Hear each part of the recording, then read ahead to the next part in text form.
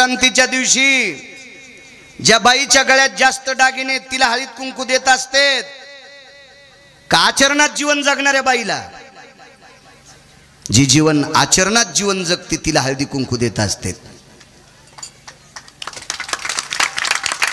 मालकाचा पुरावा सीताराम बाबा. अति लावण्य रिकामी जागा. अरे ती सवाशीन म्हणू नये. कुंटल भर सोनं घातलंय पण चुकीचं कर्म आहे, तिला सवाशीन म्हणता येत नाही. मग मंगळसूत्र तिच्या गळ्यात लोखंडाचं असलं तरी चालेल, पण डोकं भरून पदर घेते, तिला हळदी कुंकू द्यायला पाहिजे. संप्रदायात किंमत आहे. आपल्या संप्रदायात आचरणाला फार मोठी किंमत आहे, देखाव्याला नाही. सासऱ्याच्या पुढून जाताना सुनान पदर पडू द्यायचा नाही. नाही राहिला तर खेळा ठोकायचा. बारीकशे भेटतात ना चपलाला ठोकायला. नाही तुम्ही नाहीत बोलणार आणि बोल जाऊ नका तुम्ही. मी भरलेला माणूस आहे, त्याच्याकरता आम्हाला जमते भरक्याला काय बोल. एखादा म्हणेल तुला कसं काय कळतंय, तर सुंबळ्या मी लग्न केलं आणि मला कळतंय ना. मी संसारातल्या लोकांसंग घासतोय त्याच्यामुळे मला माहिती आहे. सासऱ्याच्या पुढून जाताना सुनान पदर पडू द्यायचा नाही, ही तिची आचारसंहिता. आणि सुन स्वयंपाक करताना सासऱ्यानं चुलीला पाय लावून शेकायचं नाही. आणि सासरा जर सुन स्वयंपाक करीत असताना चुलीला पाय लावून शेकत असल तर शहाण्या सुनानं धिलपी इकून ठोकायची, निकून काढायची, हातोड्यान ठोकायची, हातोड्यान. आचारसंहिता आपल्या संप्रदायात नियम आहे. आपल्या संप्रदायात बाबा अभंग किती पाठ आहेत त्याच्यापेक्षा आपली बायको सोडून जगात जी स्त्री दिसल तिला माय आणि बहीण म्हणत असेल तर भारतातला एक नंबरचा महाराज. असे तर लय लोळायले तिकडे तिकडे वळचणीला विठाला विठाला.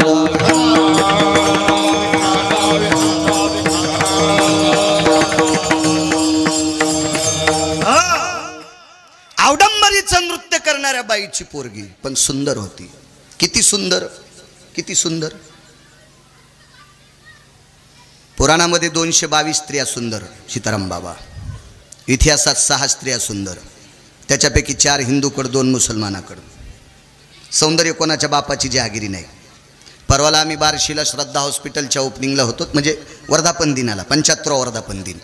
फार मोठं हॉस्पिटल 2.25 एकरमध्ये आहे. त्या गायनिक होत्या मॅडम. त्या श्रद्धा मॅडमला विचारलं का हो लेकरं सुंदर होण्याचं औषध आहे का तुमच्याकडे? नाही म्हणले.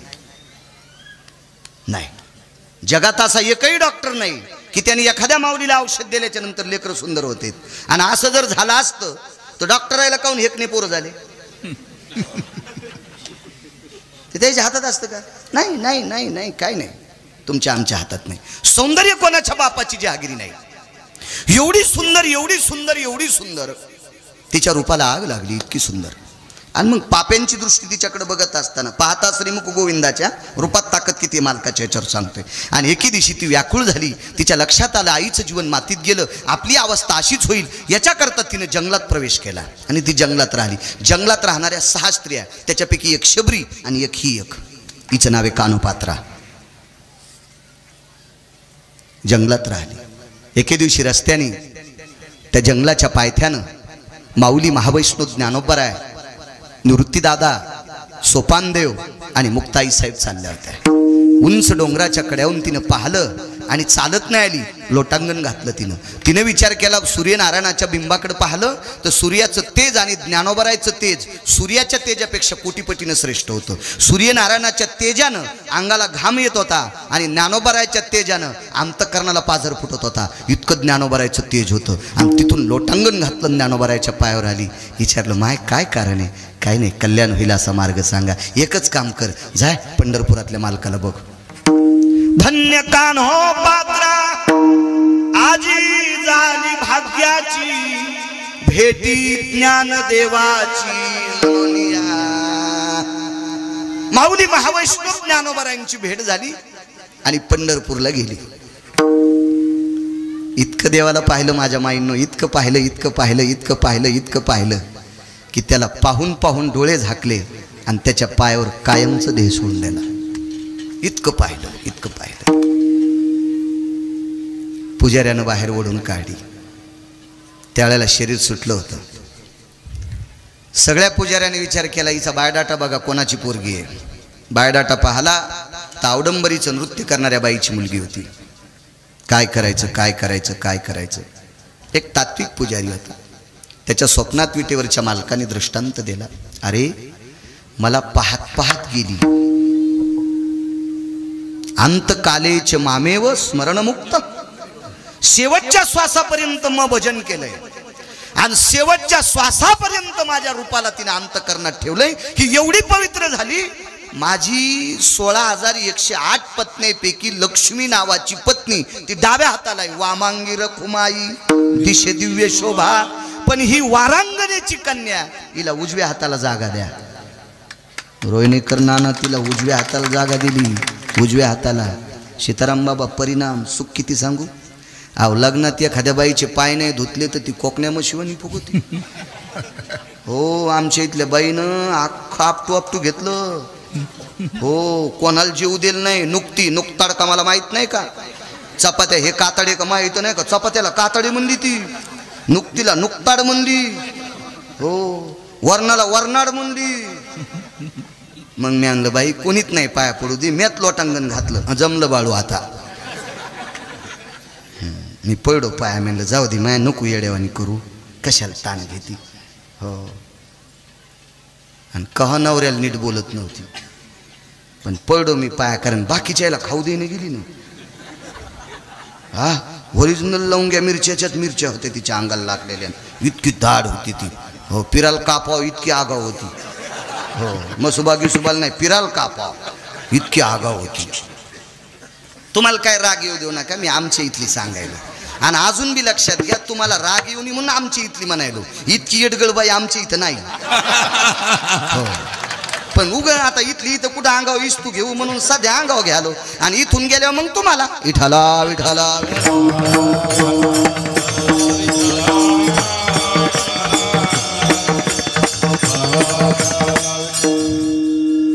बाबा मी 250 ग्रंथ वाचिलेत गळ्यात शपथ. नवऱ्याला शिव्या देणाऱ्या पटपट ओळखितो 10-15 जणी.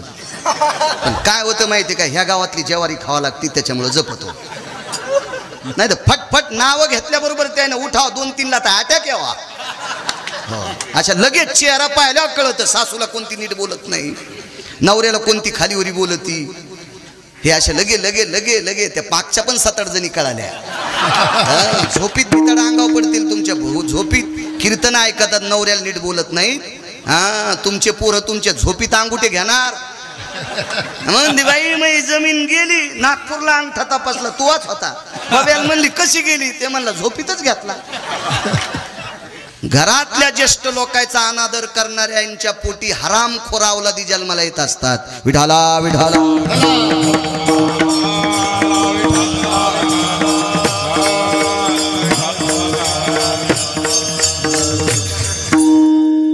ते बाकीचा करदा नाही कामाचा. आपल्याला एक मन माहिती आहे का सीताराम बाबा. जो मायबापाचा होऊ शकत नाही तो भडवा कोणाचाच होऊ शकत नाही. ऐकली तुम्ही मन. तुम्ही तुमच्या लहानपणापासून ऐकली असेल. जो मायबापाचा होऊ शकत नाही तो कोणाचाच होऊ शकत नाही. 9 महिने काय वेदना असतात. एखाद्या गायनिकला विचारा काय राजे हो. गाय अशुद्धा भय व्याप्ती नाम दुग्धा ती जा येते. वाचले सकंठे हृदया दुग्धा भयास्थिता. हृदयाची व्याप्ती करून मग रक्त जाळून दूध तयार करून आपल्या बालकाला पाजते ती माय असते. आणि तिच्या विरोधात जर तू गप्पा करीत असशील तुला मानित नसशील तर तुला महाराज काय. अरे महाराज जाळशील तू आराम करा. काय सांगू लागलो. कानोपात्रा उजव्या हाताला दफन केलं. उजव्या हाताला. मानेन तृप्ती सीताराम बाबा. न तू भोजनेन स्नानेन शुद्धी न तू चंदनेन. ज्ञानेन मोक्ष न तू मुंडनेन. सुभाषिते ज्ञानानं मोक्ष भेटल. हे टिळे टोपी केलेलं नाही.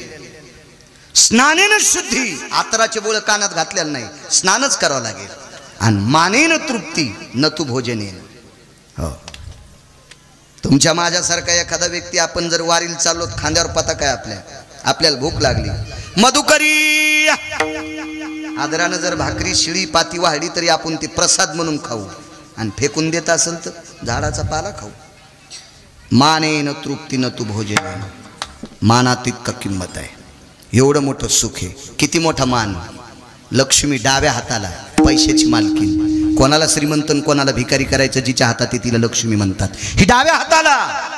आणि अवडंबरीचं नृत्य करणाऱ्या बापाचं नाव सांगता येत नाही अशा मुलीला उजव्या हाताला गोविंद जागा.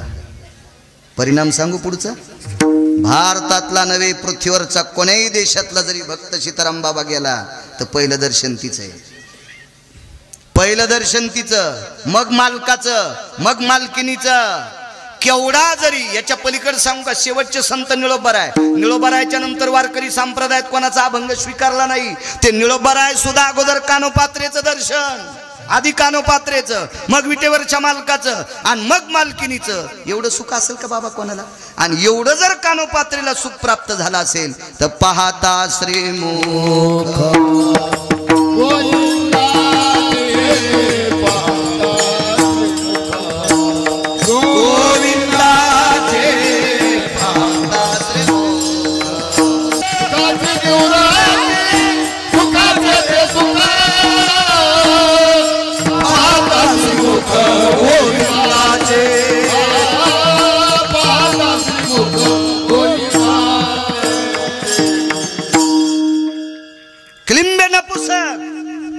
वेशेची कन्या कान्होपात्रा सुखशन बाबा फक्त मालकाच्या मुख पाहण्यात. जगात एक नंबरचं सुंदर कट्ट होतं, त्याचं नाव आहे सुदर्शन सीताराम बाबा.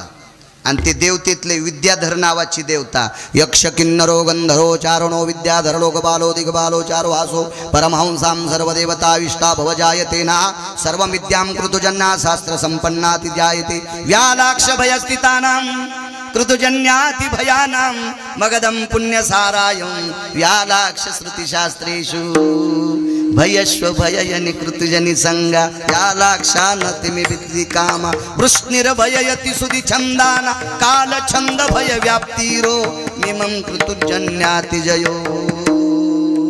एवढा मोठा अधिकारी विद्याधर, विश्वात एक नंबरचा सुंदर, मदनापेक्षाही सुंदर. मदन हा रतीचा पती.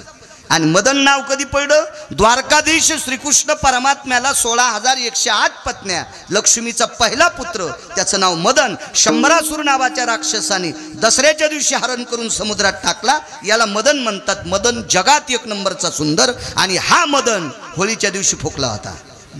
भगवान शिवशंकरानं जरा नाटकं करू लागला म्हणून होळीच्या दिवशी फुकला. त्याला हुताशनी पौर्णिमा म्हणतात. आणि हाच राजस सुकुमार मदनाचा पुतळा, याच्या हजारो पटीनं सुंदर सुदर्शन होता.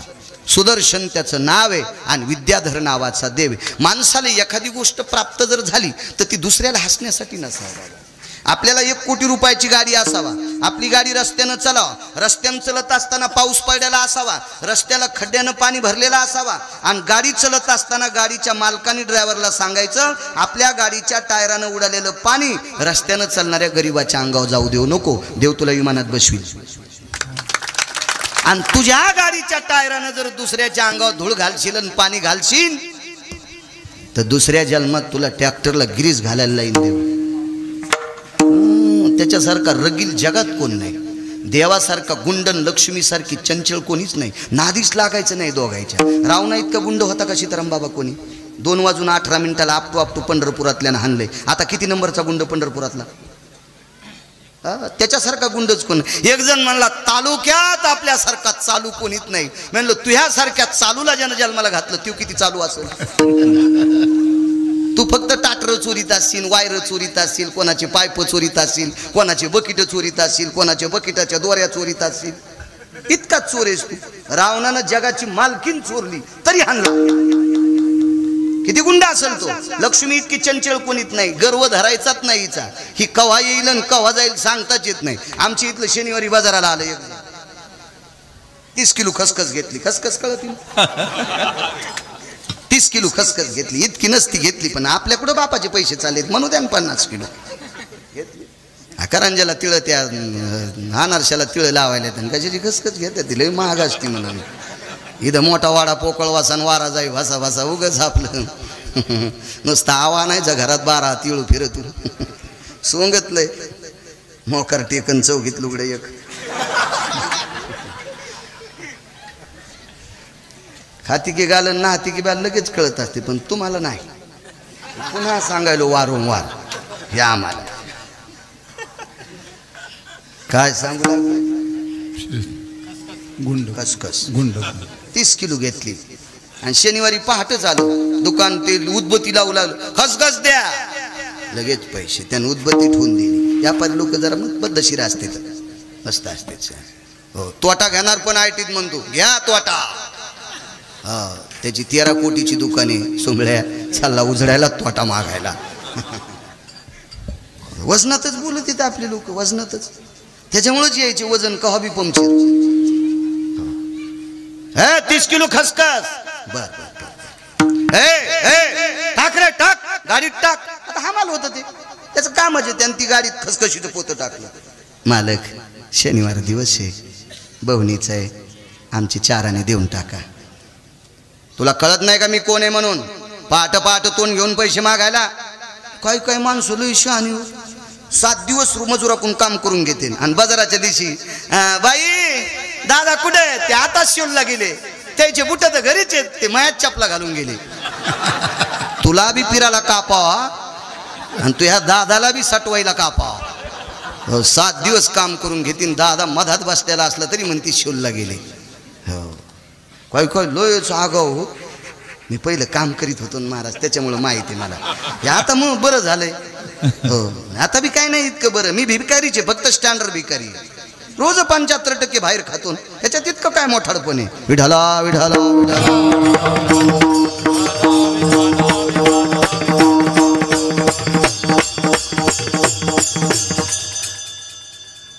पैसे तर दिलेत नाही आम्हाला पण खालीवरी बोललो महाराज घरी धसकाटाला कसपट समजायचंच नाही धसकाटाला कसपट कवा कळतं माहिती आहे का नाना जेव्हा पायात घुसतं का बम पाय फोगला डॉक्टरनं कापायचे 27,000 घेतले बायको म्हणली मा ते सोयाबीनचे पैसे कसपटातच गेले मग इतकं कसं कसपट मला वाटू लागलं रे पण ते त्यांना पाय सुजीला एक कसपट लय आगाव असते म्हणून कोणाला समजत का अशी या बा या काही न याच्या जोरावर गोरगरिबाचा अन्याय केला आता यायची पुरं त्याच्या गाड्यावर ड्रायव्हर येतो दर 35 वर्षाला निसर्ग बदलत असतो जरा हिशाबात जीवा ठेवल्या पाहिजे कोणाला बोलत असताना जरा लायकी ठेवली पाहिजे नाही बोललं पाहिजे काही बी सीताराम बाबा ते हमाल होतं त्यानं काय नाही केलं फक्त दाभण टोचलं खसखशीच्या पोताला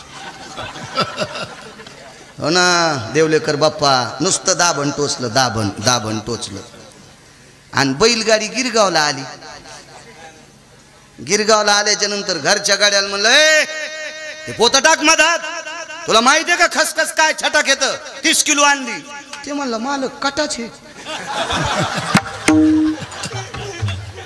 गिरगाव पासून शेलू पस्तोर सीताराम बाबा बॅटऱ्या लावल्या पोत्यात एक दाना नाही रस्त्यानं दिसलीच नाही हिच नाव लक्ष्मी बापू कवा जातीन कवा येती मेळ लागत नाही रंकाचा रावण रावाचे लंक लय जणायला फुकून दिलं लय जणायचं भलं केलंय तिच्या नाही विरोधात जायचं तिचंच नाव लक्ष्मी काही गोष्टी आल्या हिशोबात चाललं पाहिजे 3 जिल्ह्यात एक पैलवान गाजला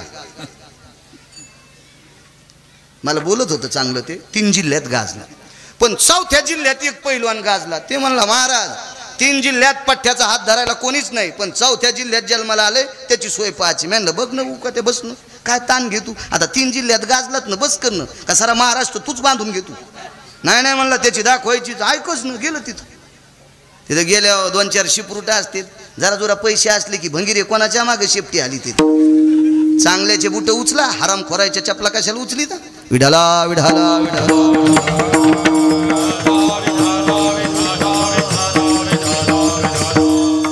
सीताराम बाबा मी कोणालाही मोठं म्हणत नाही आताच नाही पहिल्यापासून म्हणत नाही या त्याकडे लय पैसे आहेत एक जण म्हणला आमच्या पलंगाला सोन्याच्या इटा आणि काय कामाच्या बापाचे पित्र घालीत नाहीस कावळा उठिला नाही सोरी जाऊन तू ह्या इटा काय कामाच्या सोन्याच्या कोणाला मोठं म्हणायचं नाही काही लय त्यानं माझ्या खांद्यावर हात टाकला तुला दाबायसाठी टाकलाय कशाला मोठं म्हणायचं त्याला तुम्हाला एक माहिती आहे का सीताराम बाबा झाडाखाली सोयाबीन वाळत नाही पण शेंग लागत नाही झाडाखाली कापूस वाळत नाही पण बोंड लागत नाही झाडाखाली ऊस वाळत नाही पण पेरं वाढत नाहीत मोठाले झाडं बारकाल्याला मोठंच होऊ देत नाही आणि तरी या भडव्याला तुम्ही मोठं म्हणता देत नाही कोणालाही मोठं म्हणायचं नाही कोणाला मोठं म्हणायचं नाही आणि कोणाला तुच्छही लेखायचं नाही.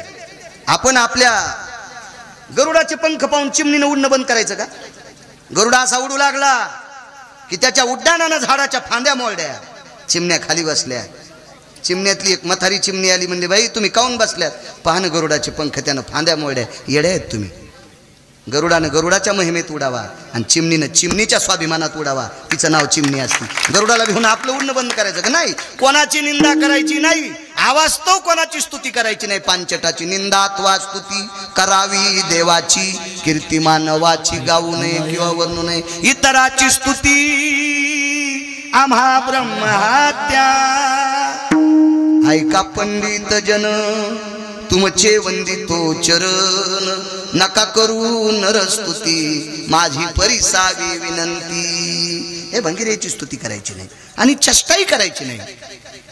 इतराची चेष्टा हे तो खाणे लागे विष्टा.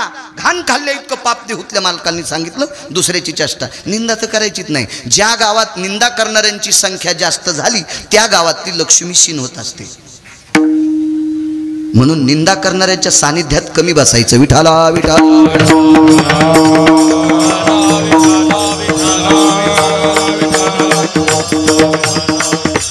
हा सुदर्शन नावाचा विद्याधर इथपर्यंत आलो. अति सुंदर, अति सुंदर. लक्ष्मी किती चंचल आहे, देव किती गुंड आहे, इतका सुंदर सुदर्शन. पण रस्त्याने एक साधू चालला सीताराम बाबा. तो साधू 2-4 जागेवर वाकलेला होता. आता शासनाने त्याला दिव्यांग शब्द दिलाय. म्हणजे पुढवं खुळा लंगडा असं म्हणत होते, आता तसं म्हणत नाहीत, आता त्याला दिव्यांग म्हणतात. तो साधू चालला आणि त्या साधूला हसूला दे देखो बोला कैसे तेडे बाबा चल रे सुदर्शन. तर त्याच्या मित्र हुशार होता. त्याच्या मित्रांनी सांगितलं, अरे दादा तू हसू नकोस, तो बिचारा वाकलेला आहे, त्याला देवानं तसा जन्म दिलाय तो का? अरे पण बघ ना म्हण. अरे पण त्याच्या गळ्यात माळा पाय, गोपीचंद पाय, गंध आहे, साधू आहे, वेदाचे सूत्र, शास्त्राचे सूत्र, पुराणाचे सूत्र घोकत चाललाय, रामकृष्ण नामाचा टाव फोडतोय, एवढा मोठा वारकरी आहे आणि त्याला ऊन लागू नये म्हणून सूर्य ढगाच्या आडंगी गेला. इतका साधू अधिकारी, त्याला ऊन लागू नये म्हणून सूर्य ढगाच्या आडंगी. किती मोठा अधिकार. तरी पण हरामखोर माणसं कोणालाही हसतील. तुम्हाला एक माहिती आहे का, ज्याला उजीड सहन होत नाही ते सगळे बटन दाबून लाईट बंद करणार आणि बटन दाबून लाईट बंद नाही झाला तर दगड हाणून फोडणार. हा स्वभाव असतो काय काय नालायकाचा. तसा सुदर्शन इतका नालायक, इतका नालायक, जगात 1 नंबरचा सुंदर होता ना तो. आणि त्या महाराजाला हसू लागला. बरं हसला नाही, महाराजाला ढकलून दिलं. तर महाराज होते. मोठी माणसं शक्यतो सर्वसामान्याच्या नादी लागत नाहीत. त्या महाराजानं शाप द्याला असता तर याचा शनात बुक्का झाला असता. पण त्यांच्या लक्षात होतं आपण एवढ्या मोठ्या माणसानं याला शाप देणं, काय याला मोठं करायचं, अद्याप नकोय. पण पुन्हा एकदा ढकललं. सीताराम बाबा साधू म्हणला काय? साधू त्याला काय नाही म्हणला. साधू पंढरपुरातल्या मालकाला भांडला. किती भांडला सांगू का? पंढरपुरातल्या मालकाला म्हणला, देवा मी तुझं भजन करतोय, तुझं भजन करून जर नालायक आम्हाला त्रास देत असतील तर तू आमच्यासाठी मेला का? आम्हा गांजी जन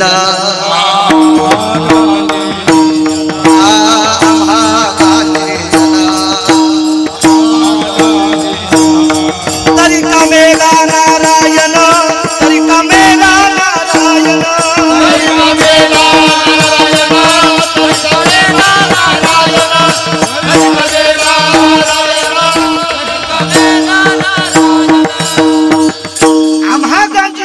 तरी का मेला मेला नारायण. आम्ही जना भ्यावे तरी का न लाजे देवे.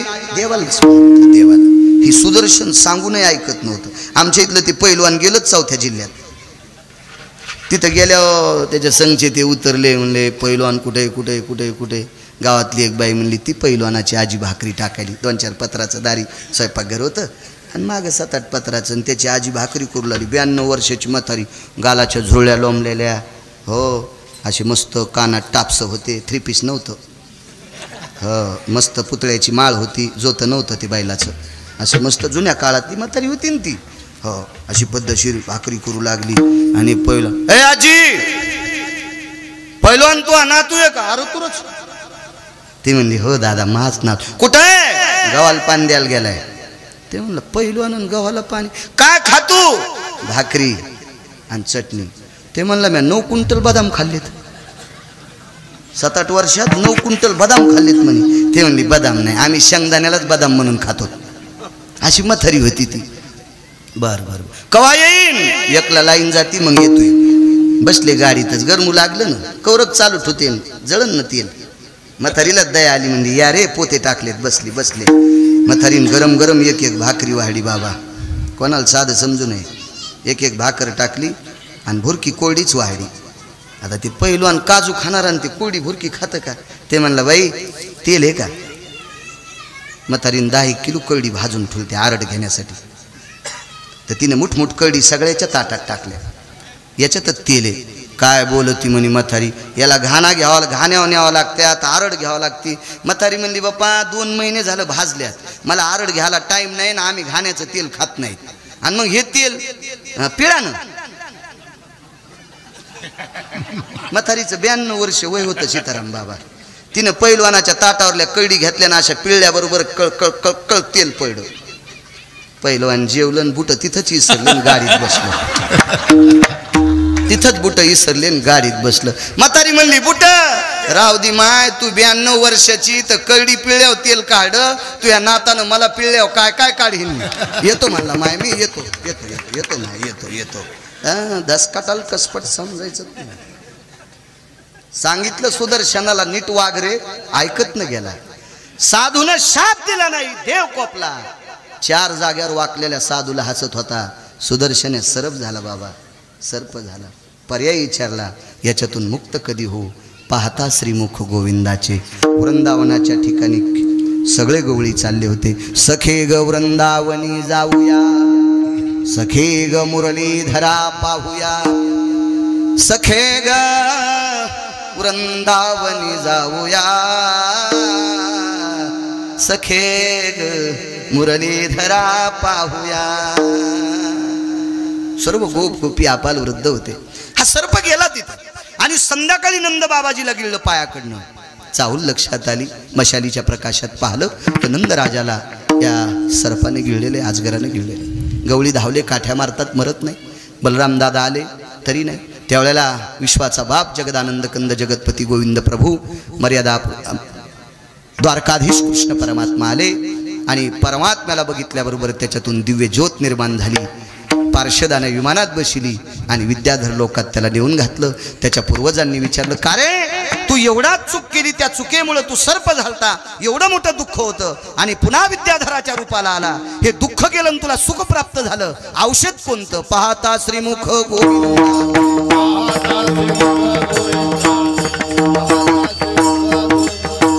सुखाची निवृत्ती सुखाचे ते सुखाची निवृत्ती सुखाचे ते सुखाची निवृत्ती सुखाचे ते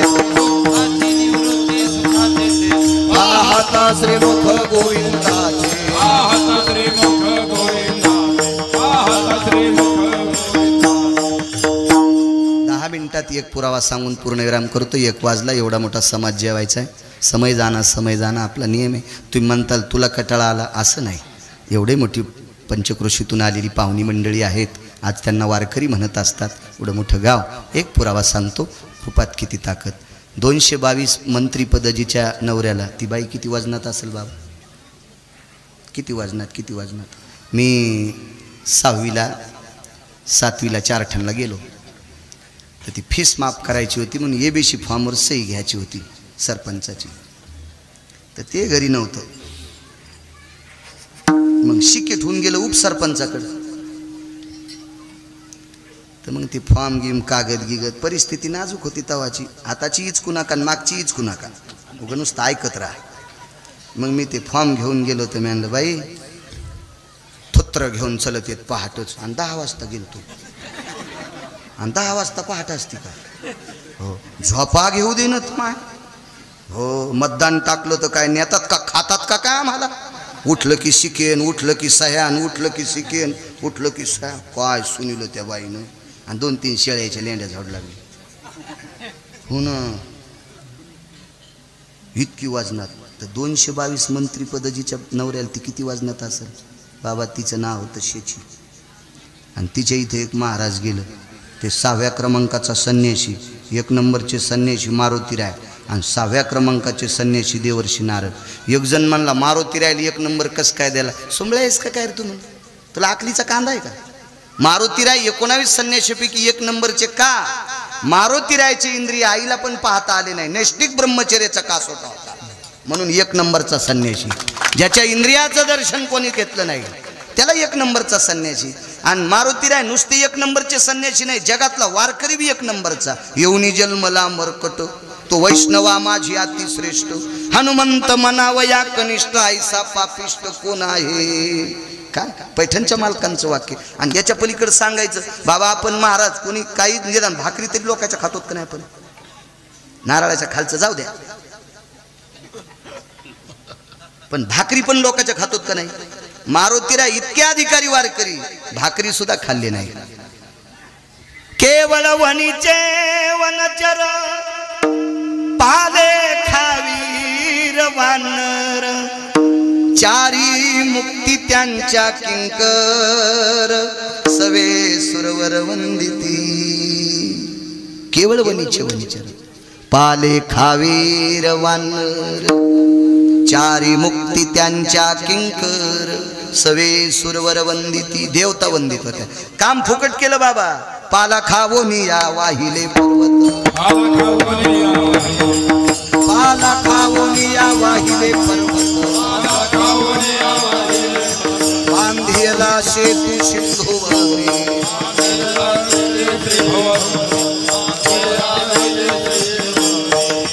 पाला खाऊन पर्वत वाहिले. ते मारुतीराय अधिकारी लोक होते महाराज.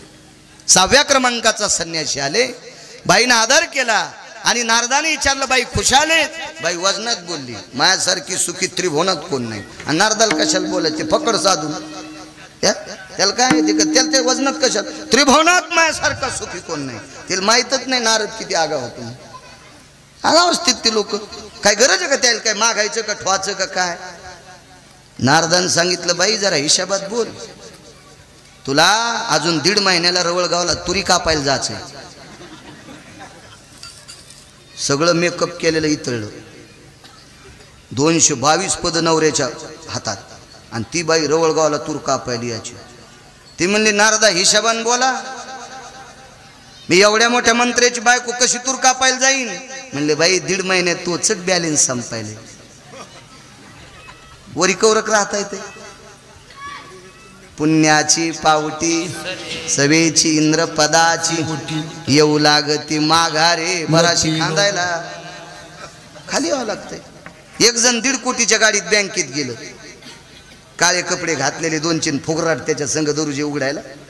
ते काळे गंडीन गिंडीन दोरे, हो भोने आईला सोड्याले हालेवानी संघ 1-2 माणसं असे काय केले नाद असतो. असे डुकर संकट व्हायचा उगा आपली टेकन चोंभाळ्या गप्पा आपल्या. ते दरुजा उघडणं तीन लोक असे बाजूला सरकले. पण मॅनेजर लई हुशार असते. त्याची गेंड्यापेक्षा कडक त्वचा असते. त्या नॅशनल बँकेचे अधिकारी लई निबर कातड्याचे असते. ते त्यानं वरी कुडोळा करून पण नाही पाहिलं. अंगठ्यान गिंगठ्यान बाजारी होते का कशा काय माहीत, पण आज वजनातच ते बँकेत घुसलो. पण ते मॅनेजरनं पाहिलंच नाही.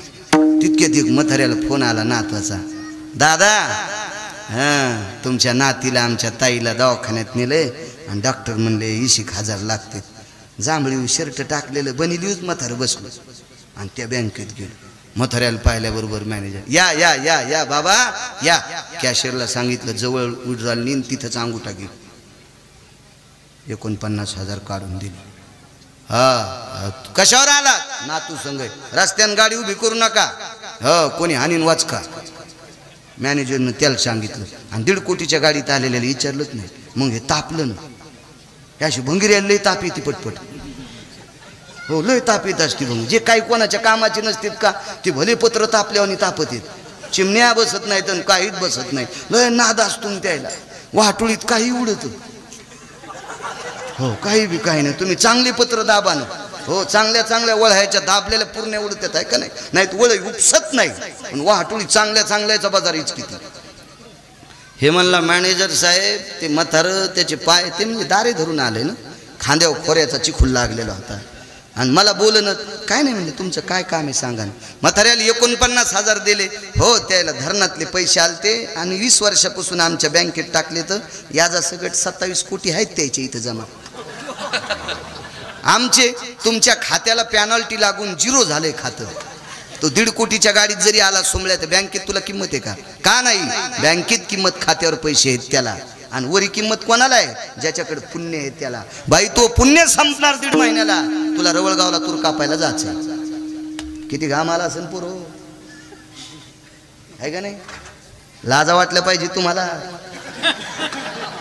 त्याला वाटलं बराच आम्हाला चोंबाळायला.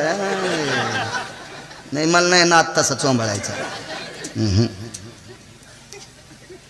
ज्याची माय शेतात काम करते त्यानं 90,000चा मोबाईल घ्यायचा नाही. लाज वाटलं पाहिजे. लाज लाज लाज वाटली पाहिजे. लाज. ज्याचा बाप राब राब काम करतो त्याच्या एक लक्षात घ्या, शाळेत जरी जात असाल तर रविवारी घंटाभर का होत नाही माईचा घाम पाहत जा, बापाचा घाम पाहत जा. म्हातारपणापुस्तोर चांगले जगतात. जे माईचा आणि बापाचा घाम पाहत नाही का सीताराम बाबा, हे लगाम सुटलेल्या घोड्यासारखे बोंबलतील. कोण्या दिवशी काय वाटून येईल सांगता येत नाही राजू. हो, घरच्याची कदर करा. सगळ्यात मोठं दैवत कोणतं असेल ते माय बाप आहेत. त्याच्यासारखं श्रेष्ठ दैवत जगात कुठलंच नाही. रंगनाथ गुरुजी परभणीकरांचं एक वाक्य होतं. आनंद आखाड्याचा संन्याशी गावाकडे आला ना, माय गेली. माय गेल्याच्या नंतर माईच्या अंत्यविधीला मशानभूमीत आईचं प्रेत पेटून दिलं सीताराम बाबा. आणि आईच्या जळत्या प्रेताला प्रदक्षिणा घातल्या आणि तोंडातून आवाज निघला, माय तुझ्यासारख्या पवित्र रानावनात काम करणाऱ्या माईच्या पोटी जन्म झालाय ग. आता पुन्हा या गावातलं पाणी पिता येत नाही. जाता जाता दर्शन दिलं. जळत्या चितेतून हात हा बाहेर आला आणि पोराच्या हातात हात द्याला. हे जगातलं एक दैवत आहे ती फक्त माय. त्याच्यापेक्षा मोठं दैवत कुठलं नाही.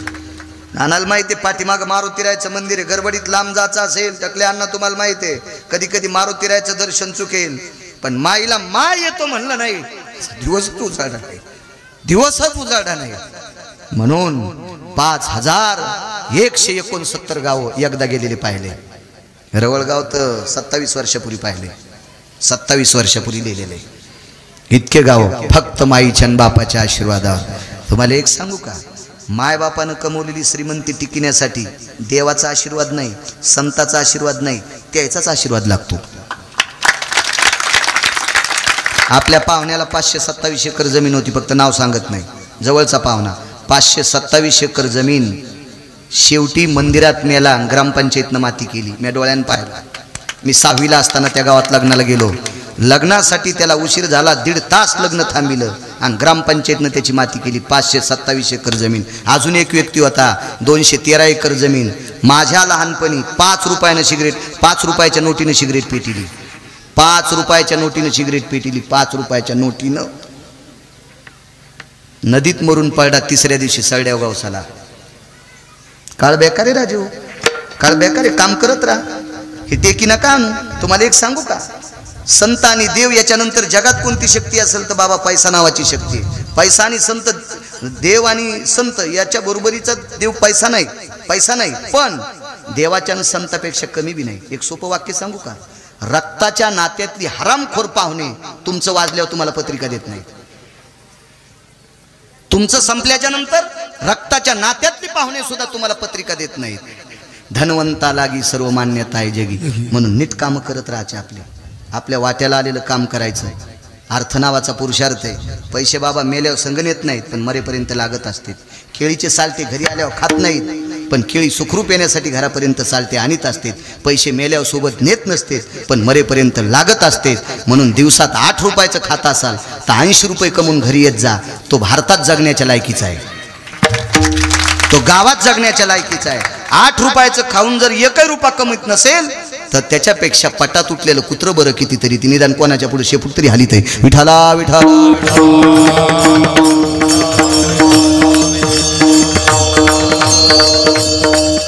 बाईला घाम आला बाबा. नारदाच्या चरणावर लोटांगण घातलं. सांगा कायमचं सुखाचे ते सुख. आता नुसतं सुख नाही, देवाचं मुख बघितल्यावर नुसतं सुख नाही बाबा, सुखाचंही सुख. एवढा पुरावा ऐकायचा मग आपण पूर्णविराम करू. तर मालकीनीने विचारलं, तिचं नाव आहे शची, मुलाचं नाव आहे जयंत, मुलीचं नाव आहे जयंती. काय वैभव, सोन्याची पुरी राहला, अप्सरा रंभे आयशा नाचणी, उर्वंशी तिलोत्तमा मेनका. आपण तरी काचातल्या बाया पाहतो, टीव्हीतल्या काचातल्या. त्याच्याकडे रंभे आयशा नाचणी. काय वैभव असेल. चिंतामणीच्या सडका होत्या, कल्पतरूची उद्यानं होती, कामधेनूची खिल्लार होते. एवढा मोठा वैभवशाली. आणि त्याच्या बायकोला तूर कापायला याचे अण्णा रवळगावला. असा घाम निघला असं. नारदाचे पाय धरले. महाराज उपाय. जाय त्या मालकाचं मुख पाय. कुठे जय मालक. गोकुळात आहे. अनाया नावाच्या गवळ्याची पत्नी राधा म्हणून खाली जन्माला आली आणि अनाया नावाच्या गवळ्याची तर अदृश्य स्थितीतला संसार. ते काय असा देखाव्यातला नाही, उगा निमित्त मात्र. आणि देवाला पाहण्यासाठी पाण्याचं निमित्त. मिश पानियाचे गोविंदाची चट. जरी दांजून भरलेला असला तरी रिकामा करायची. भरला उलंडोनी रिता करी घट. भरलेला रे चुंद्याची. सासून म्हणूच नाही, रांजून भरला तरी कुठं निघाली. सासून रानात पाहिलं की रांजून रिकामा. हीच रिकामा करीत होती आणि त्याला पाहत होती. इतकं पाहिलं, इतकं पाहिलं, इतकं पाहिलं, इतकं पाहिलं की हिच्या पाहण्याचं कर्ज त्याच्या डोक्यावर पडलं आणि त्याची मान वाकली. ब्रह्मांडाचा धनी तो संती केला ऋणी, तो संती केला ऋणी. ब्रह्मांडाचा धनी. देवावर कर्ज करायचं असेल तर पैशाने नाही. देव पैशाने विकत घेताच येत नाही. पैशाने विकत घेतला असता त्या ढवळ्या कपड्यावाल्यानं भांडे घासायला तुला असता. नाही नाही नाही, ते पैसे त्याचे पायी घाला मिठी, मोलने घे जग जेठी. भावा एकासाठी खांदावाई आपल्या. देवा कारणे भाव तस्मात काही नलगे एक भावची कारण. तुका म्हणे आन विठोबाची थोर प्रेमाचा भुकेला हाची दुष्काळ तयाला. देवाला फक्त भाव लागते, श्रद्धेनं तो प्राप्त होत असतो. आणि तितक्या श्रद्धेनं विश्वाच्या मालकाला डोळे भरून पाहिलं. इतकी पवित्र झाली बाबा, इतकी पवित्र झाली. तर पवित्र वस्तूची संगत सगळ्याला करा वाटते. चंद्राच्या सूर्याच्या लक्षात आलं हिची संगती कधी होईल. आता स्त्री इतकी तेजस्वी आहे आणि एवढ्या तेजस्वी स्त्रीपाशी माणसानं जावं कसं, इतकी सामान्य गोष्ट आहे का. बाईच्या वस्त्रात ताकद किती सांगू तुम्हाला. नारी की निंदा मत कर यारो, नारी रतन की जिस नारी से पैदा हुए. हा, इतकी पवित्र, इतकी पवित्र. माझ्या माईंनं तुम्हाला एक सांगतोय. तुम्हाला इतके मी दगड टाकलेत ना, तो माझा स्वार्थ आहे. कारण मी ज्या संप्रदायाच्या नावानं भाकरी खातो त्या संप्रदायानं तुम्हाला श्रीमंत पदवी दिली. राज्य, राणी व संपत्ती. या देशातली सर्वोच्च संपत्ती कोण आहात तर तुम्ही आहात. म्हणून भंगीऱ्याचं ऐक जाऊ नका ना. ज्ञानोबा राय तुकोबरायची मतं ऐका ना. उपास 29 सांगितलीत, फक्त 24 एकादशा सांगितल्या, 5 परवान्या सांगितल्या. प्रदोष आणि सोमवार एक टाइम जेवण उपास आहे. याच्या व्यतिरिक्त ज्ञानोबा राय तुकोबरायांनी एकही उपास सांगितला नाही. दसरा झाल्यावर आपल्या बायका जास्त आजारी पडतात, जास्त आजारी. आणि काही सोंग नवरात्रात म्हणे भेंडर चलत येत. देवी मेंढी आहे का देवी. काही सोंग, काही सोंग, काही सोंग. हे असं काही सांगितलं नाही. काही ऐकायचं नाही अशा काही चुकीच्या गोष्टी. अद्याप नाही, अद्याप नाही. हे पण लई पागल झालीत काही काही. हे तरुण पोरं पण नवरात्रात चप्पल घालायचे नाही, बाजाव बसायचे नाही, 9 दिवस उपास धरते ना. दसरा झाल्यावर घोरपडी धरीत. देवीच्या गोळ्या संपल्या का तुमचं कल्याण कराल. ती गोळ्या घालीन तुम्हाला. विठाला विठाला विठाला. हे बजारायचाच जास्त उत आलाय. जे असं सोंग करतात काय, सोंगाड्याचंच जास्त उत. हेच सोंग नाही चाल. येथे नाही खोटा चालत परिहार, जानशी अंतर पांडुरंगा. हे तर खोटं नाही चालत. काय सांगत होतो. इतकी पवित्र झाली. स्त्रीचं वस्त्र किती किती किती तेजस्वी. जास्त अडचणीत हात घालीत नाही, इचून निघते. द्राक्षाच्या बागाला कशाचं कुंपण आहे, साड्याचे. भाजीपाल्याला कशाचं कुंपण आहे, गोईन. पाहतोत का नाही सीताराम बाबा आपण. साडीला काटे आहेत का, तिला हुक आहेत का. पण डुक्कर पण तोंड लाईत नाही. बाईचा स्पर्श झालेल्या साडीला डुक्कर पण भेट आहे. म्हणून आपल्याला कोण्या क्षेत्रात मोठं व्हायचं असेल ना तर यायच्या लांब राहिलं पाहिजे. ते राजकारण असो, तो व्यापार असो, ते वैद्यकीय क्षेत्र असो, ते आध्यात्मिक क्षेत्र असो, ते शेती क्षेत्र असो, यांच्या पार आलीत तर आलं पाहिजे. यांना जगदंबा समजून राहिलं पाहिजे. सूर्यानं चंद्रानं विचार केला एवढी पवित्र स्त्री आपण जवळ जाऊ कसं. आपली काय टप्पर आहे, काय मायवाली आपली. आपली हिंमत आहे का तिच्याकडे जाण्याची. करावं काय, करावं काय, करावं काय. इतकी इतकी इतकी त्यांनी विचार केला. एका साधकाला प्रश्न केला. त्या साधकानं सांगितलं तिच्या जवळ जाण्याचा एकच पर्याय, तिच्या कानातल्या कुंडलात प्रवेश करा. एका कानात सूर्य आणि एका कानात चंद्र. वारियाने कुंडल हाले, डोळे मोडी तर राधा चाले. इतकं देवाला पाहण्याचं पुण्य वाढलं. तर तेच येडं झालं. राधेला पाहून बोलले हरी, बैल दोहितो नंदा घरी. भारतात माणूस नाही गायला वासरं सोडून बैलाची धार काढणारा. पण विश्व ज्याच्या ताब्यात येतो जगाचा बाप तुम्हाला आणि मला इथं किती दिवस ठेवायचंय आणि कोण्या दिवशी मळ्यात नेऊन फुकायचं ज्याच्या हातात आहे त्याला जगाचा बाप. एक जण म्हणला आमच्याकडे 150 डॉक्टर आहे. म्हणलं तरी मरत असतात माणसं. वैद्य वाचविती जीवा तरी कोण ध्याती देवा. असं काय माणसं वाचायचं औषध डॉक्टरकडे नाहीत ना. आणि तसं असतं तर जयदेव जयदेव जे डॉक्टर साहेबच म्हणले असते लोक. पांडुरंगाची आरतीच केली नसती, ज्ञानोबा तुकोबारायला मानलंच नसतं. तसं काही नाही. डॉक्टर हा वाईट आहे असं म्हणायचं नाही. डॉक्टर हा आजाराचं निदान करून औषधोपचार करणारा व्यक्ती आहे, तो देव नाही. विठाला विठाला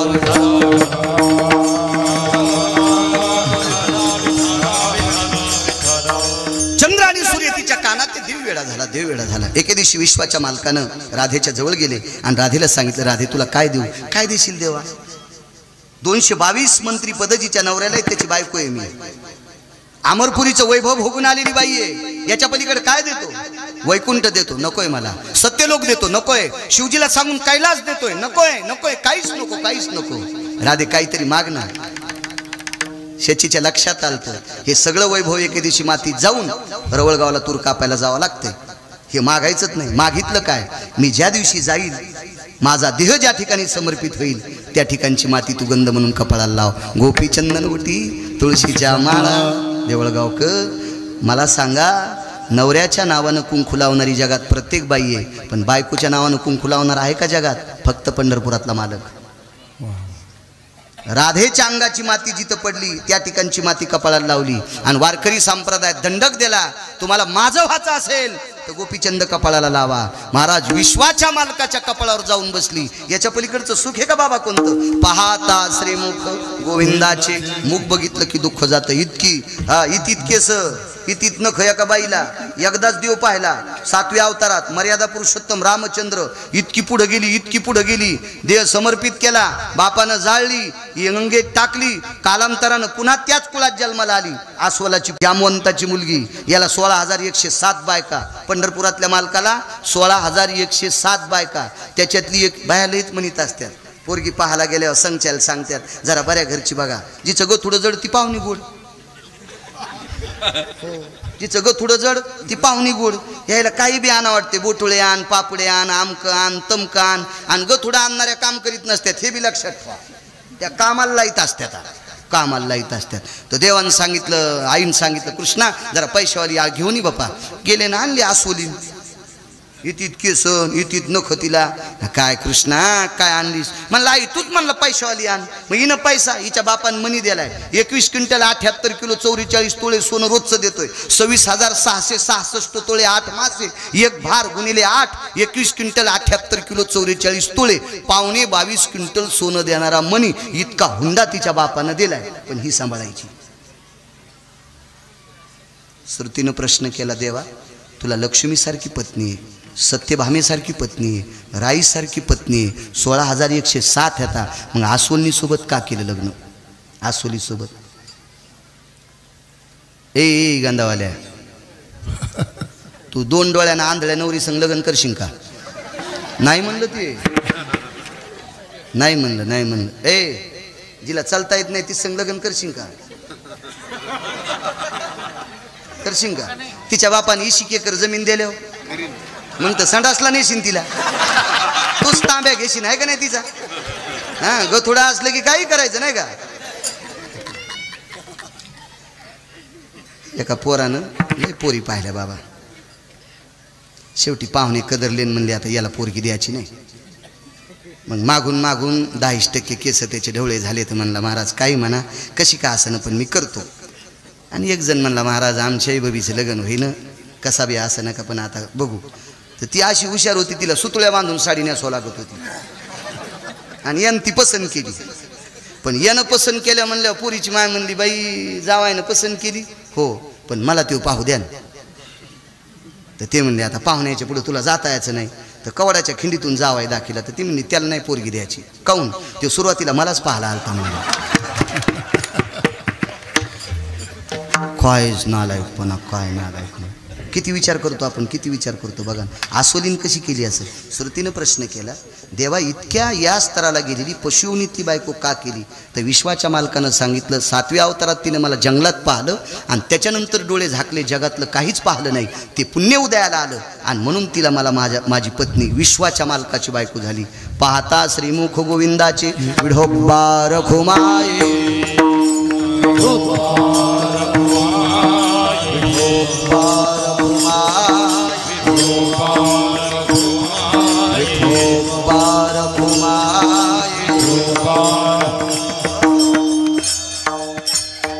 विश्वाचा मालक मथुरेत जन्माला आला. नंदाच्या घराला मजनेई गोकुळाला, माया उपजली तेथे ठेवी मजानी येथे.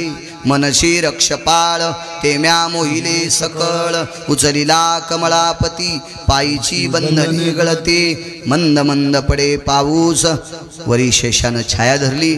विटेवरच्या मालकाला चिमुकल्या कृष्ण कन्हैयाला सुपात ठेवलं आणि मथुरेतनं सुपात मग गोकुळात घेऊन जात आहेत. मध्ये यमुना नावाची पवित्र गंगा लागली.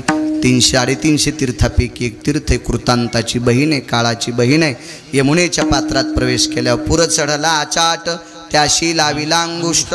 दुभंगली यमुना माई, त्रुंब भरलेली नदी अशी दुभंगली. जुन्या बायका अशा मधनं भांग पाडतात अशी दुभंगली. आणि पहिलं तीराला गेले 4 दरवाजे, गाय दरवाजा, बिदी दरवाजा, पान दरवाजा, महादरवाजा, 4 दरवाजे. त्याच्यापैकी रात्री 9 लाख गायी होत्या नंदराजाकडं. आई तुझा मी एकुलता एक, गायी राखितो 9 लाख.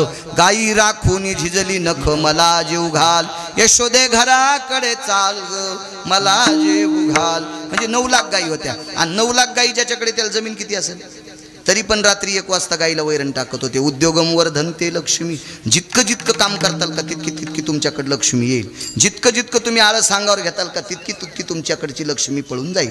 कधी बी लक्षात घ्या. असं समजू नका मोठी लोक काम करत नाहीत, रात्रंदिवस त्याला झोपा नाही, म्हणून ती मोठी मोठी होत राहतात. आणि आपण मोठालेचे माप काढतो म्हणून आपण भिकारी होतो. विठाला विठाला विठाला.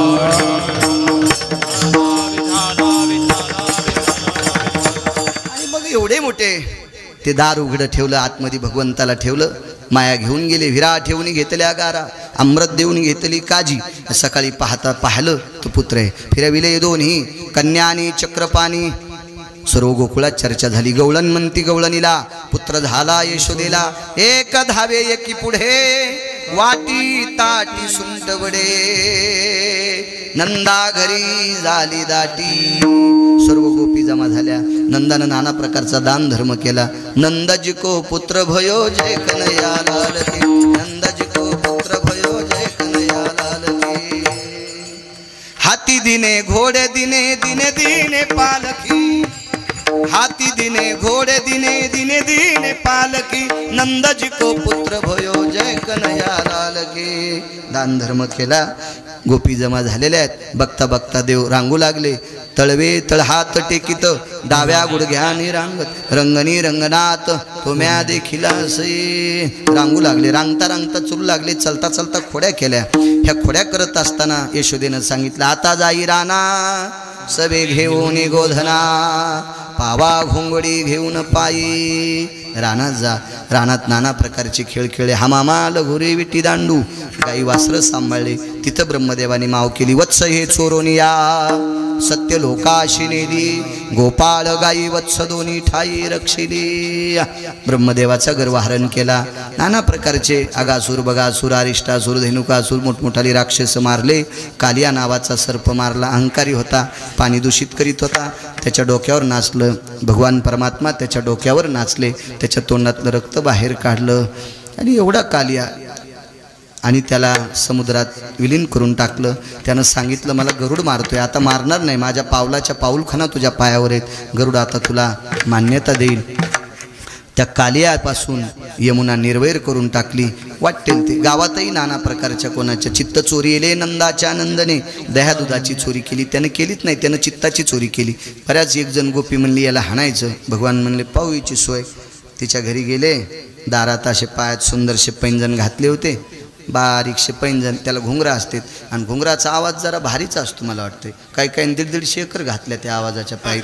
आता त्या ह्या घुंगरात जर हे जरा ठोकर असते वाटतं, मी काय पाहिले नाही पण असं काही काहीने सांगितले त्या नादानाद. एक जण तर ती रिंगी डोसक्यावून येत होतं बाप गावात वाजन म्हणून, गावाच्या बाहेर जोस तर रिंगीत डोसक्यावून यायचं आणि बैल हातात गावाच्या बाहेर जाऊन धरीत होतं. हो 69 एकर जमीन अशी गुळगुळच गेली. ते घुंगराचा आवाज लय भारी असतोय म्हणे असं लोक म्हणतात, आपल्याला काय माहित नाही. एक जणाकडे 250 मशाली सोन्याच्या होत्या, मरताना कांदा पण नाही भेटला खायला, चट मशाली गेल्या.